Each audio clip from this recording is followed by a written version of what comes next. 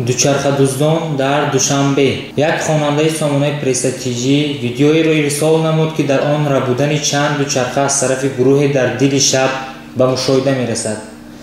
тавре дар видео дида мешавад, аввал ҷавоне чор тарафи бинои истиқоматиро дар кӯчаи Навобод 212 воқеъ дар шаҳри Душанбе аз назар мегузаронад. баъдан ӯ ҳамроҳони дигарашро даъват мекунад. яке дари асосии бинои баландошиёнаро бо зӯрӣ ба тарафи худ мекашад ва он боз мешавад. ҳама пасу пеш вориди бино мешаванд. онҳо аз ошиёнаҳои гуногуни бино се дучархаро дуздида, сипас дар берун савор шуда зуд ғайб мезананд. тавре дар видео дида мешавад, ин дузди 22 июн пас аз нимашаб соати 1:20 то 1:30 идома меёбад.